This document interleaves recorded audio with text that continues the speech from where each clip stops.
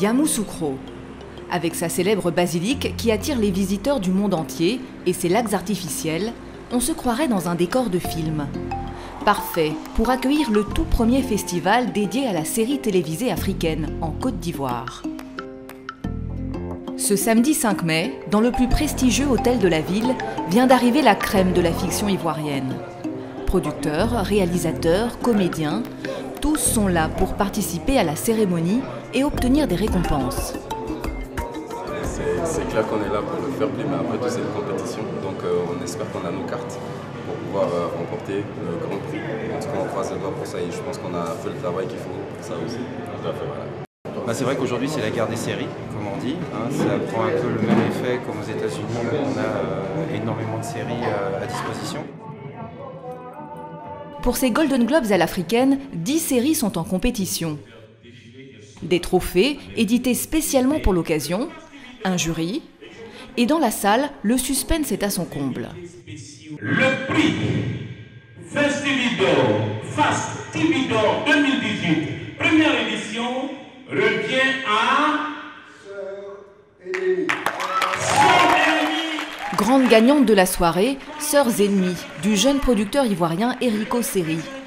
Une série diffusée sur une vingtaine de chaînes africaines, mais aussi aux Antilles, au Canada, traduite en 3 langues. La série Brouter.com et son acteur vedette remportent le prix de la meilleure interprétation masculine. Une récompense qui permet de rêver grand. Ça nous encourage à faire mieux demain. Ça veut dire que la série ivoirienne va peut-être conquérir l'Afrique, le monde. Ah, ils le font.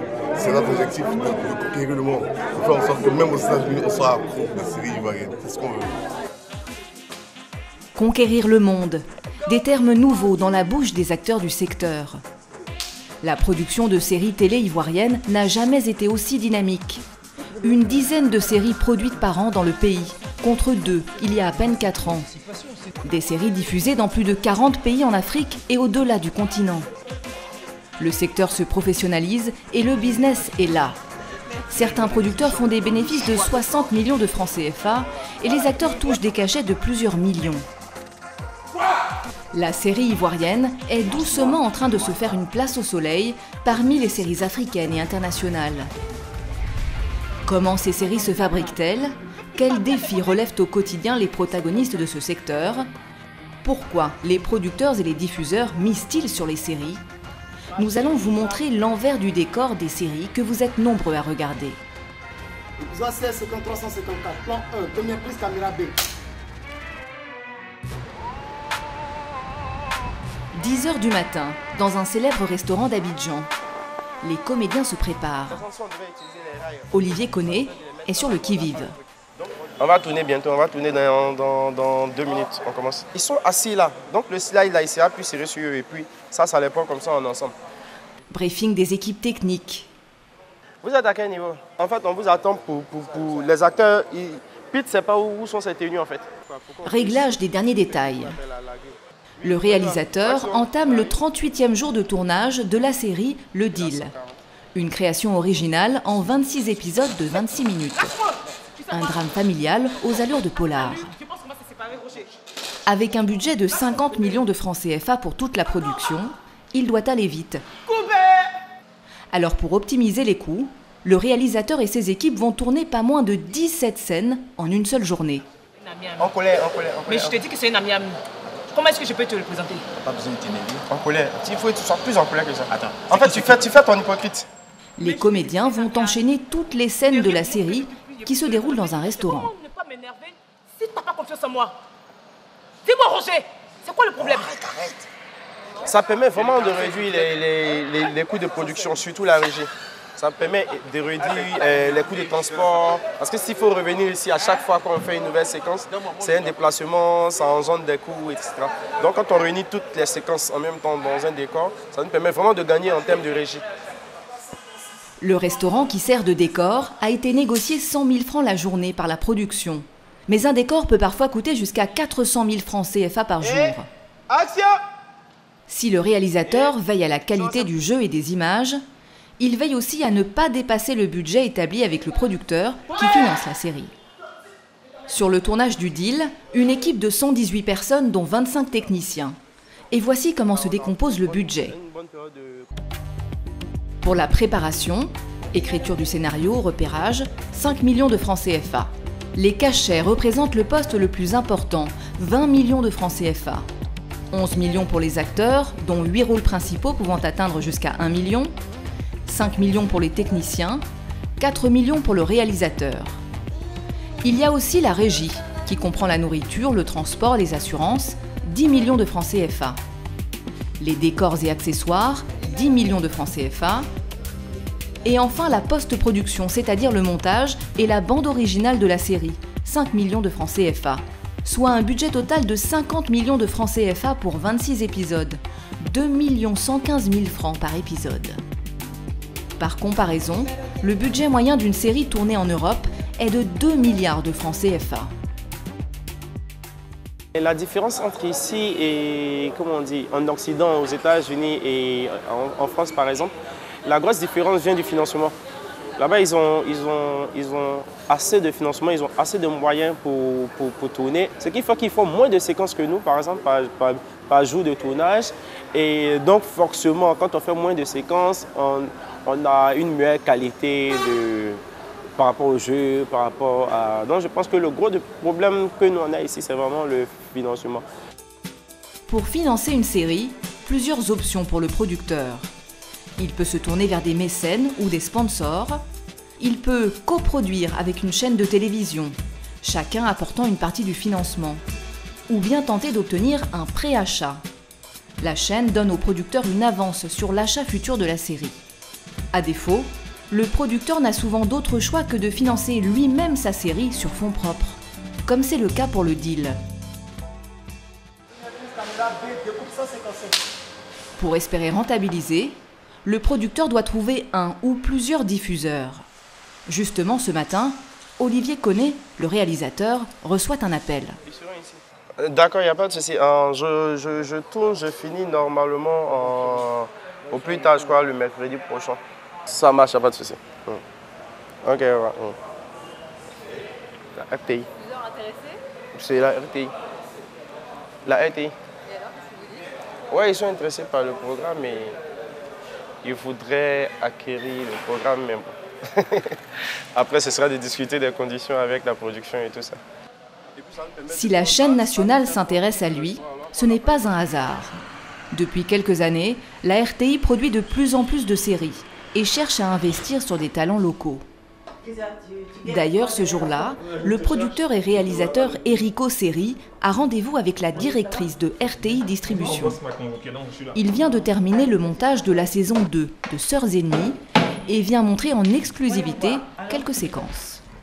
Il faut contacter la police. Si on appelle la police, ils vont le tuer. Alors on fait quoi? On attend de recevoir papa en pièces détachées? Écoute, je pense que Véronique a raison. On peut pas agir sous le coup de l'émotion. Tu te fous de moi? Et ça, c'est la séquence de quel épisode? Épisode 4. D'accord. Depuis quand les gardes du corps sont des fonctionnaires? Là, on a mis quand même un peu de musique. D'accord. On a retouché un peu les couleurs. Voilà, c'est ça, je me disais, la photo est différente de celle qu'on a vue tout à l'heure. Ça te plaît? À peu près, j'attends de voir l'ensemble et puis bon, on va... Sinon c'est bien, l'ambiance est déjà pas mal. Après le succès de la saison 1, diffusée dans plus de 50 pays, la RTI a accepté de produire la saison 2 en mettant sur la table plus de 100 millions de francs CFA. Une chance pour le jeune producteur qui n'a pas eu à lutter pour trouver de financement. Donc c'est plus simple quand on est un peu connu et qu'on a déjà fait des choses d'avoir du financement. Pour monsieur tout le monde qui vient de démarrer, c'est compliqué. Parce que ça a été compliqué pour moi il y a 10 ans. Oui, parce que c'est un risque. Vous voulez faire une série qui coûte des millions, qui vous donne son argent, est-ce que ça va sortir, est-ce que ça va pas sortir? En finançant à 100% la série, la RTI s'assure l'exclusivité de la première diffusion. Elle gagne de l'argent grâce aux annonceurs qui sponsorisent la série, car le programme génère de l'audience. Elle gagne aussi de l'argent en distribuant la série, c'est-à-dire en la vendant à d'autres chaînes de télévision en Afrique ou en Occident. La première saison a été un succès parce que bon, on a vendu à pas mal de chaînes, dont TV5, France O. Nous-mêmes, on l'a diffusé et rediffusé. Le business de la distribution, de la production, c'est un business qui fonctionne dans le modèle économique d'une start-up.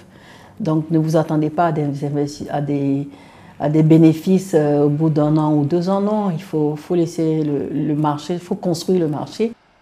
Si les retombées ne sont pas immédiates pour la chaîne, il y a néanmoins une vraie volonté d'investir sur la série, plus rentable qu'un jeu télévisé ou un talk-show, parce qu'avec une durée de vie plus longue.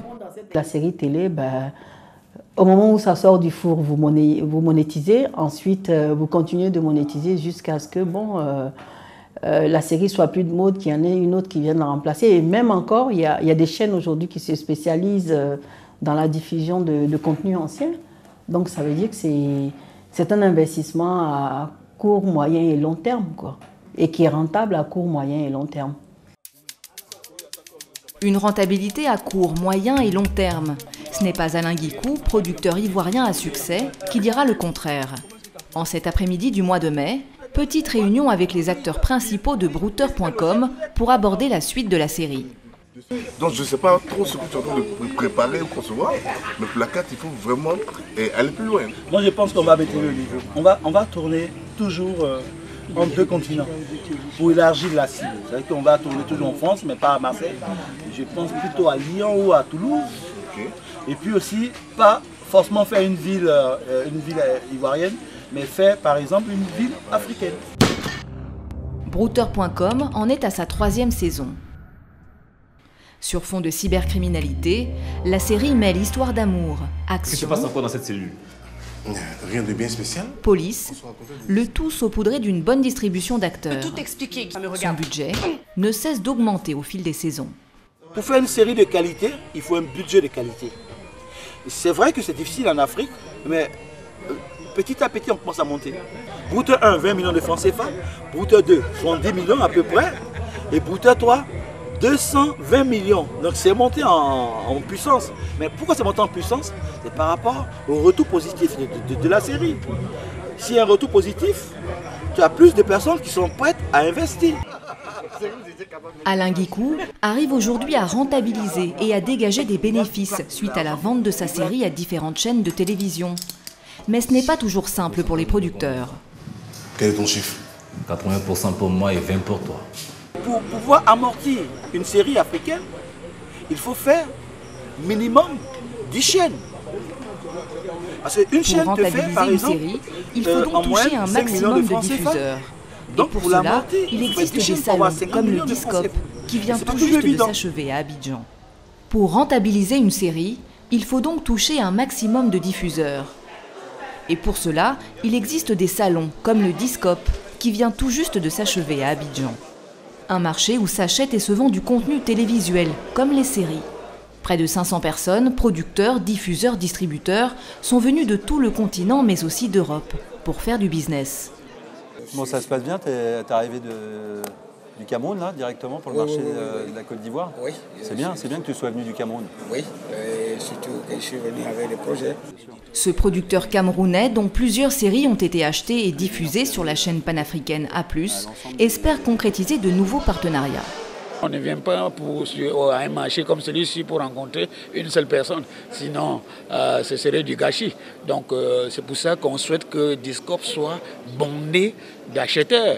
Donc ça permet de sonder le marché tous les ans, de voir l'évolution aussi bien du marché du point de vue des producteurs que des réalisateurs, que des talents, de voir où ils en sont, de faire le point sur leurs projets, de voir ce qu'ils vont développer demain.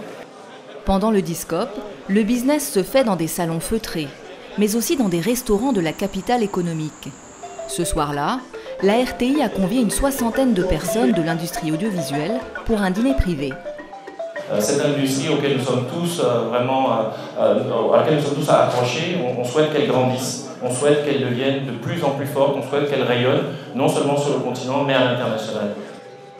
Dans la salle, des directeurs de chaînes de télévision du Cameroun, de la Guinée ou encore de RDC, d'actuels clients ou des prospects, à qui le directeur général espère bien vendre les séries produites par la RTI et développer ainsi le marché de la série ivoirienne. Aujourd'hui, on vend à une dizaine de chaînes africaines et l'objectif, c'est d'aller aux 60. Pendant longtemps, nous avons laissé des acteurs internationaux être présents. Nous avons décidé aujourd'hui de prendre toute notre place sur ce marché qui, à notre sens, nous est vraiment destiné. Et nous comptons, en tout cas, nous sommes très contents des premiers retours et nous allons poursuivre cette stratégie. Certains créateurs parient pourtant sur d'autres modes de diffusion. Face à la difficulté de trouver du financement, ils se sont affranchis de la télé. Ils tournent leurs séries avec de petits moyens et obtiennent des millions de vues sur Internet. Je donne pas. Pourquoi tu es agressif comme ça? Jennifer, Moses, Wilfried sont les comédiens de Ça c'est quoi ça encore. Ils s'inspirent du quotidien des Ivoiriens dans des capsules humoristiques. Oh, mets-toi à genoux là-bas. Quand tu croises, tu lui donnes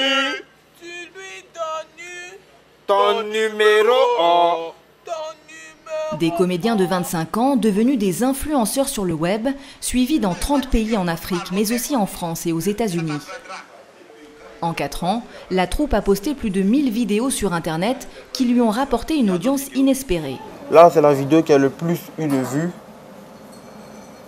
On est à 6 millions de vues, 135 000 likes, 86 000 partages, 6 millions de vues. Les commentaires, 11 000 commentaires. Donc là, c'est notre record. Conséquence de ce buzz, les annonceurs se les arrachent et veulent apparaître dans la série. Comme cette marque de bière ou de chocolat. Les marques nous approchent, ils nous disent, voilà, vous avez beaucoup de vues, on aimerait mettre nos produits dans vos vidéos. Voilà, donc on leur dit ouvertement, nous on ne fait pas de publicité grossière, genre à la télévision, ouais, ça c'est ma meilleure marque, tout ça. On essaie de créer une histoire et on incorpore la marque dedans. Il faut que celui qui regarde la vidéo se dise, ah, je regarde une vidéo, ça c'est quoi ça encore, je ne regarde pas une publicité. Plus ils font le buzz, et plus ils signent de gros contrats, dont le montant reste confidentiel. Quelques millions. Quelques millions.